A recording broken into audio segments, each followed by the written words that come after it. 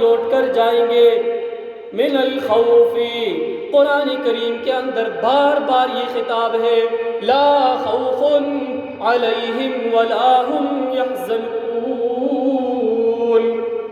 جب اچھے اعمال کے ساتھ رب کے سامنے پیشگی ہوگی تو پھر نہ کوئی خوف ہوگا اور نہ ہی کوئی غم ہوگا۔ خوف اور غم میں فرق کیا ہے؟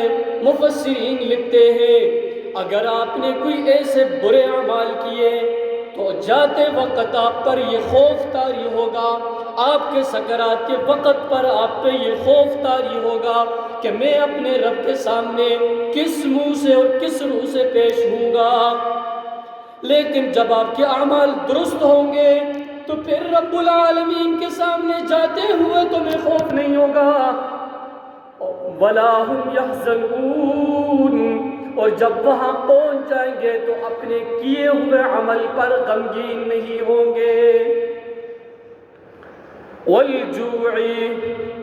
والجوع کے ساتھ مفسرین نے چند نکات اور بھی لگائے۔ وَلِجَارِكَ عَلَيْكَ حَقٌّ، آپ کے اوپر آپ کے پڑوسی کا بھی حق ہے۔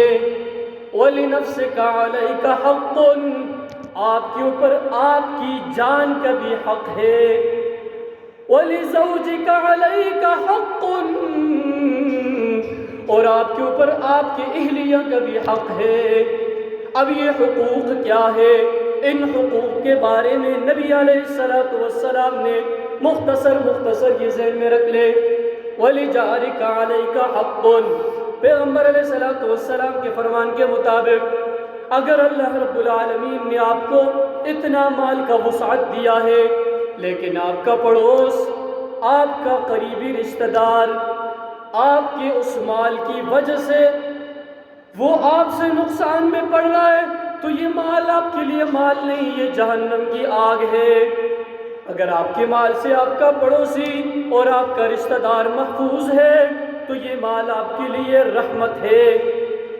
نبی علیہ السلام نے فرمایا اگر آپ کو اچھے کھانے پینے کا اللہ نے توفیق دے دیا تو اس کے بچے ہوئے ہڈیاں، فروٹ کے لائے ہوئے چھلکے، یہ قریبی کسی ڈھیر کے اوپر سامنے نہ پھینکنا، کیا پتہ ساتھ والے پڑوسی کو اس کے لینے کا توفیق ہے بھی یا نہیں، لیکن جب وہ دیکھے گا تو اس کے دل پہ جو گزرے گی تو یہ مال اور یہ خوراک تیرے لیے بطور قوت اور رحمت کے بجائے یہ عذاب بن کے رہے گا۔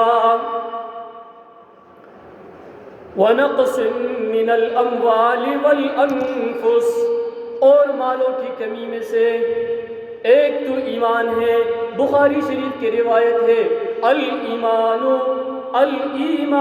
یزید وینقص، یہ ایمان کبھی کٹتا بھی ہے اور کبھی بڑھتا بھی ہے۔